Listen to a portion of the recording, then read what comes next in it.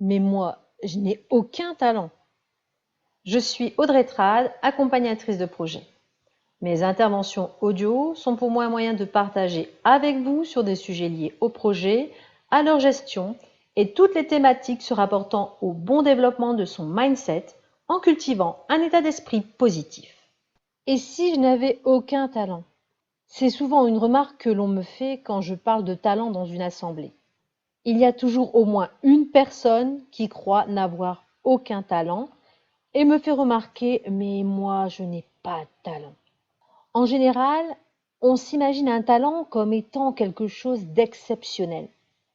Mais chez l'autre, une capacité dans un domaine particulier, ciblé, et souvent qui a nécessité un diplôme, une qualification. Et si on cassait ce mythe?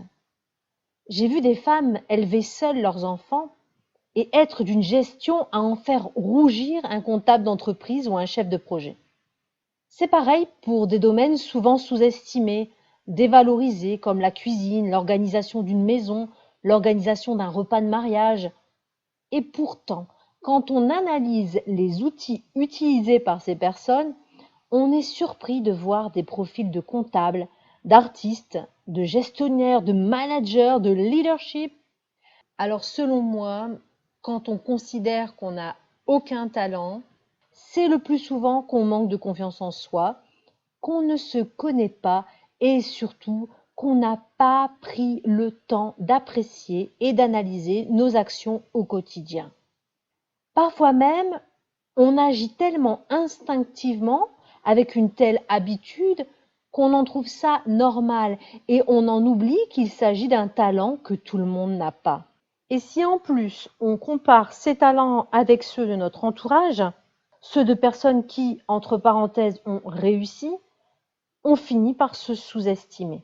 Donc considérer qu'on n'a aucun talent, c'est un manque de connaissance de soi, de fausses croyances ou même de croyances limitantes. Donc si on part tous du principe que l'on a des talents, même cachés à nos yeux, on va donc pouvoir tenter de les faire apparaître. Et oui, quelqu'un d'exceptionnel sommeille en vous. À vous d'aller rechercher vos qualités et de redonner de l'importance à vos capacités. Des exercices simples et faisant également appel parfois à votre entourage peuvent vous aider à identifier vos talents. C'est cela que j'apporte dans mon accompagnement. N'hésitez pas aussi à vous faire aider et surtout à mettre en place des stratégies pour combattre vos fausses croyances, vos croyances limitantes et travailler votre confiance en vous. Mais tout cela, je vous en parlerai dans un prochain audio.